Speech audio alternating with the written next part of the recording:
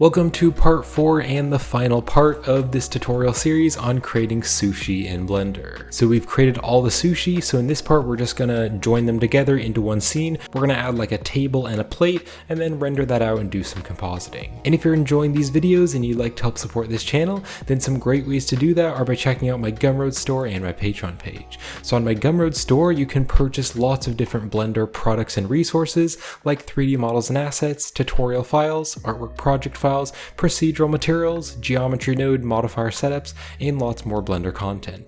And on my Patreon page you can get the same content, but on my Patreon page you join a monthly membership and you support the channel monthly. And some ways to support the channel here on YouTube are by checking out the YouTube memberships by clicking down there on that join button, and you can also send me a little tip by using the super thanks feature here on YouTube. And I do appreciate all of your support.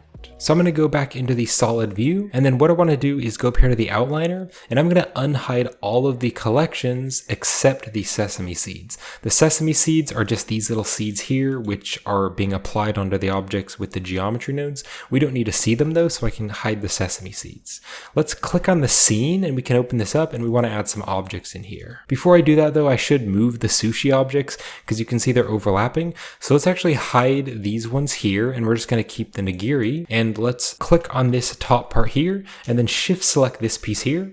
I'll press Ctrl P and we're going to set parent to object keep transform. So if I select the larger piece, I can move it around and the other part moves with it. Let's now unhide the Mizuki sushi, and I'm going to click and drag to box select all of the objects and then just shift select the seaweed last. I'll press Ctrl P. We're going to set parent to object keep transform, so the other objects are parented to the main object. So I can now move that around. Let's move this over here. Let's unhide the next one. We're going to hold down the shift key and select these three objects, but then select the rice last. I'll press Ctrl P, set parent to object keep transform. I can move that one around, and then just the California roll, unhide that one. We're going to click and drag to select all the objects, but we don't want to select the light, so select these objects here, make sure those are selected, and then lastly shift select the rice because that's the biggest object. Ctrl P to object keep transform. So now I can move around the largest pieces and it'll move around the other pieces of the sushi. So now I want to add a ground plane, so I'll go to the add menu, let's go to mesh and I can add a plane, and you can see it's already quite large, so that's fine. Let's just bring it down on the Z axis a little bit. I can hold down the Z button and go into the rendered view. Now I want to add a wood material to this, so you could just add any wood material that you have, like a wood texture. I'm going to be adding my procedural wood material, and I have a tutorial on how to create that wood material, so if you'd like to pause this video and watch that procedural wood material, you can find the link to that in the description, or you can also purchase that material on my Gumroad store and Patreon page. I'll have the links to that in the description. Now if you've purchased my Ultimate Blender Procedural Material Pack, then you'll have that wood material in the Ultimate Material Pack. So if I click over here on assets, this is the asset library workspace that I've made. You can also just click and drag in any window and drag out to split the window. And then if you click here to change the editor type, you can choose the asset browser. But I've already added it right over here. So you just need to open up the asset browser. And if you downloaded my Ultimate Procedural Material Pack, then you'll have all of these materials. I'm just going to go to the search here and I'm going to type in wood, and currently these are all the wood materials I have in my Ultimate Material Pack. I'm always adding new materials though. Every time I create 10 more procedural materials, then I add them to the material pack, so the material pack's always growing. So I'm going to use this wood 0 material. So what I can do is just click and drag and I can drop it onto this object. So now if I go back here to the layout and go into the rendered view, you can see we have the wood material.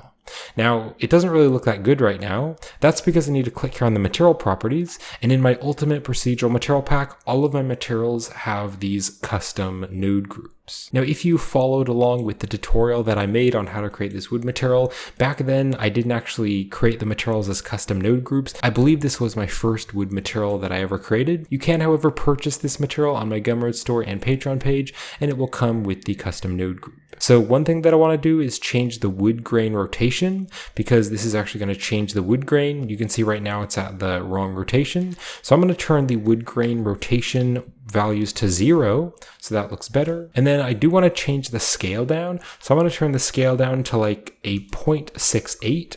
a 0.68, so that's a bit better, maybe even a bit smaller, so like a 0.64. And then I could also rotate this on the z-axis. So here on the wood grain rotation on the custom node, I could just rotate that over. And there we go, that's looking pretty good.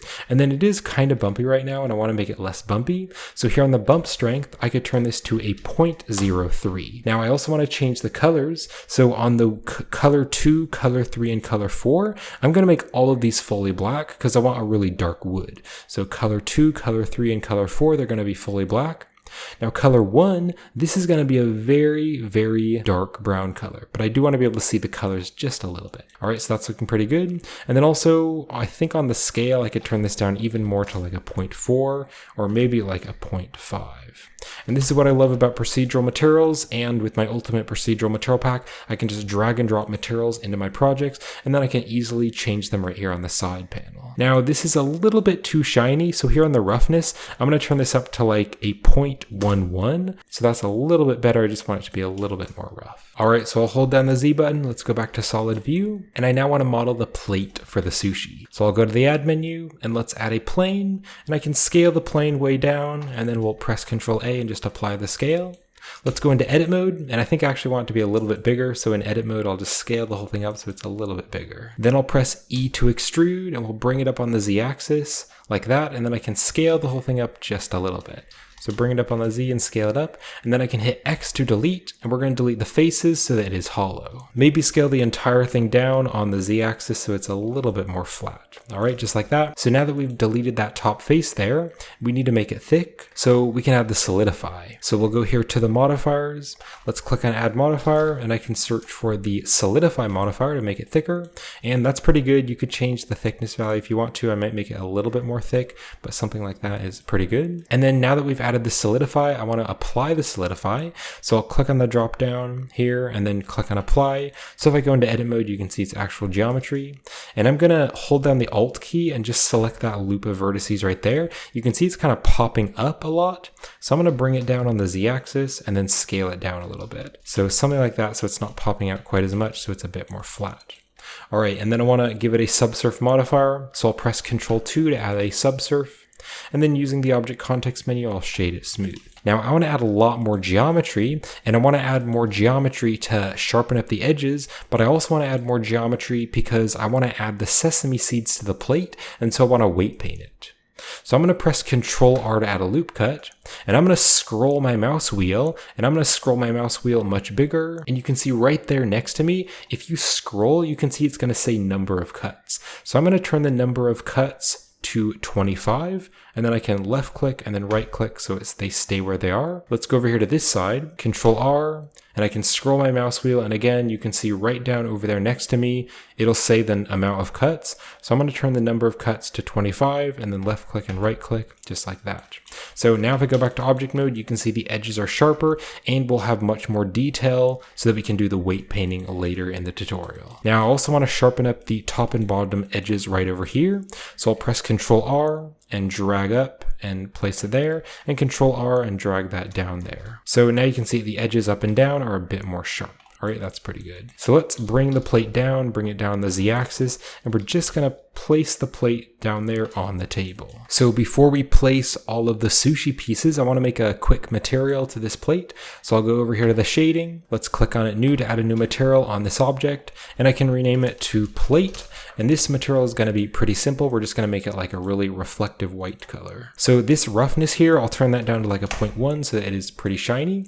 And then I actually find that it looks a bit more realistic if it's a little bit darker, because right now it being fully white, it's kind of blown out. It's just like super bright and you can't see the reflections quite as good. So this base color here, I'm just gonna make it like a light gray. And if you wanna use the exact same plate color that I'm using, you can click on the color and go to the hex value, and you can punch in A6, A6, A6. All right, and that is it. It's just a pretty simple material. You could add some surface imperfections if you want to, but I think that is gonna look fine. So we'll go back over here to the layout, and now we can place all the pieces of sushi. So if I press the 1 on the numpad to go to front view, this is going to be the front. So now we can place all the sushi, and I'm going to want to have the camera be kind of over here in this position. So again, if you hit 1 on the numpad to go to front view, I can now move up here, and this is where I want the camera to be. So I'm going to select this one here. Let's bring this over, and I'm going to bring it over here. And I think both of these, we could scale them up a little bit because they just look a little bit small. So I might scale them up just a little bit. And then this one, rotate that over. Now, if you want to move it over, but not move it on the Z-axis, you can hit G to grab, and then you can press Shift Z, and that will exclude the Z-axis. So you can just kind of slide them over around the plate and stick one there.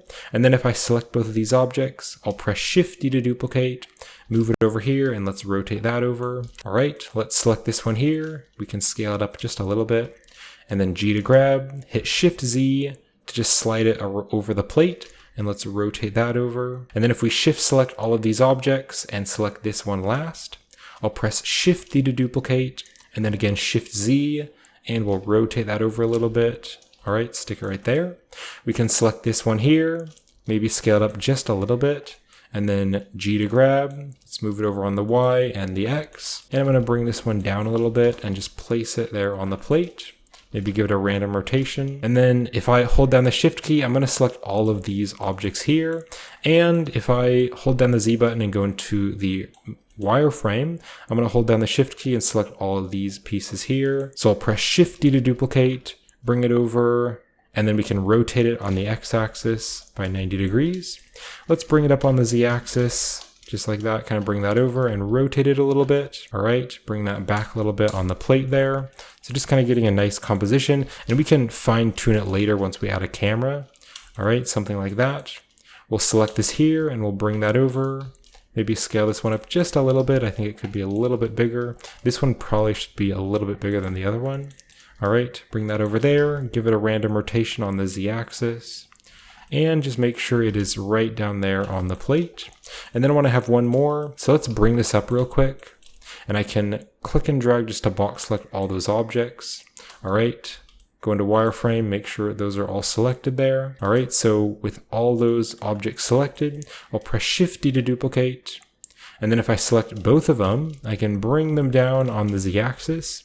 We'll just stick that right there on the plate.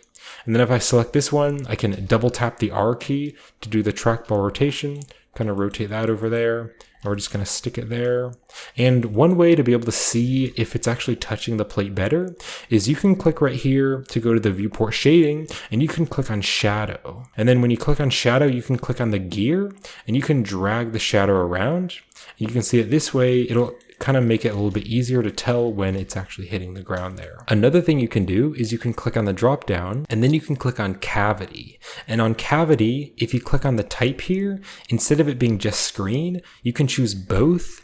And then you can turn up the ridge here and also the valleys here. And so it's kind of going to add a little bit of like an ambient occlusion. So when objects get close to each other, there's going to be kind of a little shadow. And that just makes it a little bit easier. It kind of gives some contrast. So you can kind of see, you can kind of tell when the object is going through another object. So I want to now add a camera. So I'll go to the add menu. Let's go here to camera and just add a camera. And I'll move the camera to about here where I want the camera to be. And then I'll press Control-Alt Numpad 0. Control-Alt Numpad 0 will bring the camera to where we are. And I can hit G to grab, and then I can double tap the Z key to bring the camera in and out. And if I select the camera and go to the object data properties of the camera, I want to turn this focal length up. And I'm going to turn it up to like 90, and this is kind of going to zoom the camera in a bit and make everything look a little bit more flat and kind of make it look like it's a small object. I think that looks a bit better. So I'll hit G to grab and then double tap the Z key, and I can just move this right up here and just stick it right in there. Let's hold down the Z button and move our mouse up into the rendered view. Also in the camera view, in the rendered mode, I can press Control B, and then I can drag a box around the camera and let go. All right, that looks pretty good.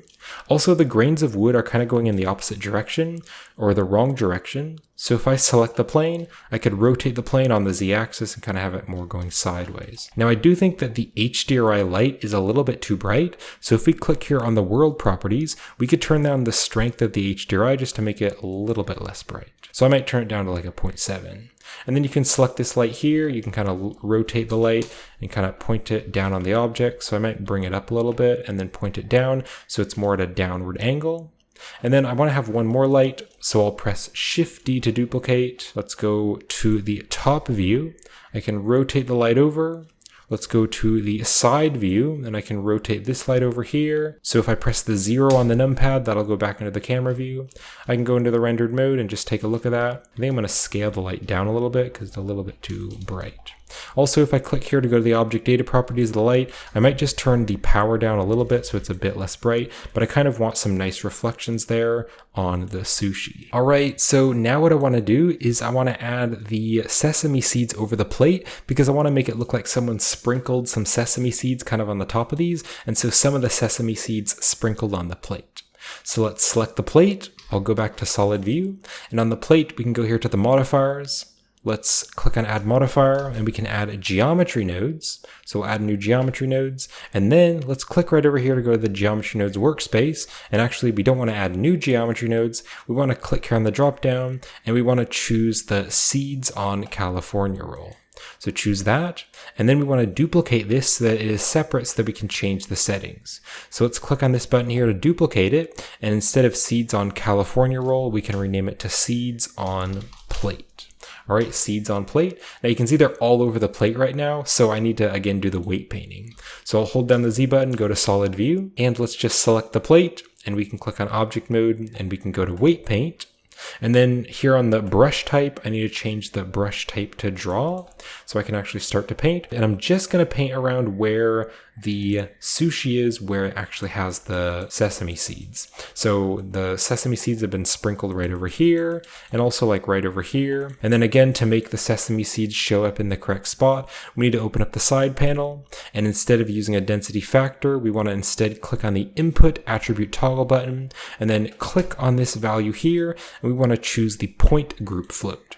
So now if I just go around here and just kind of tap, you can see we're adding the sesame seeds. And I don't want to add them anywhere, maybe just a few random parts here and there, but generally I want them to be around the California rolls and also these parts here. Now it does look like the sesame seeds are a little bit small. So if I go back to the geometry nodes, we can go to the instance on points, and here on the scale, I can click down and then drag down on the scale. And then I can hold down the shift key to make my movements more sensitive, and I can drag back and forth. So again, click on the scale X, drag your mouse down, and then drag back and forth, but then hold down the shift key to make your movements more sensitive. And you can just make those seeds a little bit bigger. So I'm just kind of comparing them to the other seeds, and I think they need to be a little bit bigger. Now also, you can see there's not very much space in between them. So here on the distribute points on faces, on the distance min value, I could turn this up a bit so that there is more space. So maybe turn this up to like a 0.004, so there's a bit of space in between the seeds. Let's also click on the draw, and I'm going to change this to subtract so that there will be less seeds. And I'll turn the strength way down, and then I can just kind of tap around here. And there was really a bit too many seeds. I did add a bit too many, so I'm going to get rid of some of them here. Click on weight paint. We can go back to object mode. I can hold down the Z button and move my mouse up into the rendered view to see how that's looking. So now it looks like someone just sprinkled some seeds over here and over there, but not really over there. Now it does look like these seeds are going through the object just a little bit too much. You can see they're going through the object a bit. So if we go back to the geometry nodes, right here after the collection info, we can press Shift A. We can search for the transform geometry, and let's stick it here after the collection info.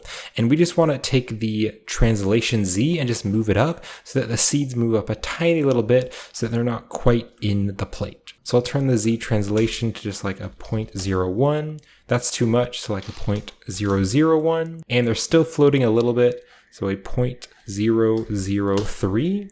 That's a bit better. So if you actually look inside the plate, in the thickness of the plate, you can see that they're just touching the plate a little bit. So let's go back into the rendered view, see how that's looking. And that looks quite a bit more realistic because there's kind of more of a shadow now, and they look like they're sitting on the plate. All right, so let's go back here to the layout. I'll press Control S to save, and we can now go over some render settings. So here on the render properties right here, I'm going to be using the Cycles rendering engine because I am going for realism, and we're using some of the displacements. Let's open up the sampling here, and let's go down to render, and I'm going to render this with like 300 samples, so it is pretty high detail and it looks better. If that's taking too long for your computer to render, of course you can turn the samples down, but I'm going to turn it way up to 300. Let's also hold down the Z button and go into the rendered view to kind of see that again. Now, if we open up the light paths, let's open up the light paths here, we can turn the light paths down, and that way the scene will render a little bit faster. So like this filter glossy, I can turn that to 0. The reflective and refractive caustics, I can turn that to 0. The indirect light, we can turn that to 0. And if we open up the max bounces here, I'm going to turn the transparent to 0, the transmission to 0.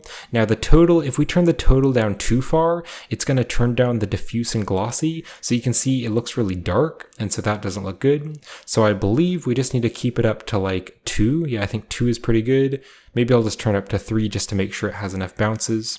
So I'm going to turn the diffuse and the glossy and the total to 3. Let's also click here to go to the output properties. And I'm rendering this as a pretty high quality image. So 2560 by 1440. You could of course just use the default, which is 1920 by 1080. I want to render this though as a pretty large image. And then just one last thing before we render the image, I want to add a depth of field. So if you select the camera, we can click right over here to go to the object data properties of the camera. Now I want to add an object which the camera can focus on. So I'll go to the add menu, and let's go down here to empty, and I can choose the plane axis. Why I'm choosing an empty object is because an empty object doesn't have any visible faces, so it won't show up in the render. So I'm going to scale the empty way down, and I'm going to stick the empty right here kind of in the center of the plate, maybe right here on the surface of this California roll. So now if I go back into the camera view and select the camera, we can click here on the object data properties of the camera, and I'm going to choose depth of field, so just turn that on. And then if we click on the eyedropper on the focus object, I'm going to choose the empty object. So I can now hold down the Z button and move my mouse up into the rendered view. We can see how that's looking. So there is this f-stop value, and if you turn the f-stop value really small, you can see that it's too blurry. So I've found that like an f-stop value of 10 looks pretty good. So generally the sushi's all in focus, but then kind of the wood back here, that's a little bit blurred. So that looks a little bit nicer, and it makes it look like it's a small image, or the camera's zooming into smaller objects. So let's press Ctrl S to save, and then you can click on render and render image, or you can press F12 to render. And the image has finished rendering. So let's just do some compositing to make the image look really nice. So I'm going to click over here to go to the compositing workspace. Let's click on use nodes to use the compositing nodes. And I didn't use the denoise in the sampling. You may have added the denoise in the sampling, but I didn't. So what I'll do instead to denoise the image is go to the add menu, and I'm just going to search for the denoise node, and we'll drop the denoise node here in the compositor, and on this accurate I'll change it to fast instead. Now earlier in the tutorial series we enabled the node wrangler, so if you Control Shift and select the denoise, that's going to add the viewer node, and the viewer node will allow us to preview the image in the background. I can also press the V key to zoom out the backdrop and Alt V to zoom it in. So V to zoom out, Alt V to zoom in. Alright, so I just want to do a few more things to the compositing. What I'm going to do is hold down the Shift key and then right click and drag over these wires and let go. That's going to add a reroute. So now we can add all the nodes to these wires. So I want to do a tiny bit of color correction. So I'll go to the add menu, and I'm going to search for the RGB curves. We'll put this after the denoise, and to make it a little bit more contrasty and kind of pop out the image, I'm going to add a little curve here. So I'll click here to add a dot and drag this up, and then I can click here to add another dot and drag this down. So just a little subtle curve. So if we just wait for that to denoise, you can see the darker parts look a bit darker, the lighter parts look a bit lighter. It's a bit more contrasty. Now I thought adding a very subtle glare might be kind of nice. So I'm going to go to the add menu, and I'm going to search for a glare. Let's stick the glare here after the RGB curves. And on the streaks, I will change this to the fog glow. Alright, so now it's just going to be a very subtle glow. You could also add 2 of them if you want to, but I don't want to add too many of them, because if the glare is too large, that might just look a little bit weird. But just adding a very subtle glow to kind of the lighter parts. And then the other thing that I want to do is add a very subtle vignette to make the edges darker. So I'm going to go to the add menu, and I'm going to search for the box mask. Let's stick the box mask here. I can drag it out to make it bigger. Now when you click on the box mask, you're going to see this little white box here. And I can drag the height value and drag the width value, and I can also hold down the shift key as I drag the values to make my movements more sensitive. And I'm going to make the box a little bit bigger than the image. So you can see the box is just a tiny bit smaller. I want to make the box a tiny bit smaller than the image. So you can see there it is, and then there's the end of the image. So I now want to blur the box. So I'm going to go to the add menu, and I'm going to search for the blur, and let's stick the blur here, and the mask can go into the image. And I will Control Shift and select the blur to preview it. So now on the X and Y values, I can turn these way up, so maybe like a 200 on the blur, so it blurs it by 200. We'll use that for now. So let's Control Shift and select this reroute again. So now to add this vignette into the image, we're going to go to the add menu, and we're going to search for the alpha over node. And we'll stick the alpha over here after the glare. So stick the alpha over right there. And we want the glare to be going into the bottom image. Now this blur, this can be the factor determining what parts will be the top image and what parts will be the bottom. So the blur is going to go into the factor. So now this top image will be that vignette. So you can see now we have this white area around the image. I'm going to click on this white here, and I'm going to make it fully black instead. So now we'll just wait for this to load up, and it'll add just a small little black area. So it is kind of subtle, but it just kind of brings your eyes into the center of the scene. And actually on the X and Y values, I might turn this up to like 300 instead on the blur. So it just blurs it a little bit more, and it's even more subtle. So there we go. There is the final image. So to save this image, you can select the viewer node. Then you can press the N key for the side panel, and we'll click on node, and then we're going to click on save this image. And I'll just save this as Sushi in my project files, and I'll just click on save as. So thank you so much for watching the tutorial series. I hope you were easily able to follow along. I hope you got a lot out of the tutorial series, and I hope you enjoyed it. And if you'd like to purchase the finished project files, you can also get that on my Gumroad store and Patreon page, and purchasing is a great way to help support this channel. And some other great ways you can help support the channel is by checking out my Gumroad store and Patreon page, where you can get lots of Blender content like 3D models and assets, tutorial files, artwork project files, procedural materials, geometry node modifier setups, and lots more Blender content on my Gumroad store and my Patreon page. And if you'd like to learn how to create more food in Blender, then I do have a Blender food tutorial playlist where I have other tutorials on how to create different food. I have a pizza tutorial, I also have an apple tutorial and an orange tutorial, and I have an apple pie tutorial. So you can check out that playlist with the link in the description. But I hope you enjoyed this tutorial, and thank you for watching.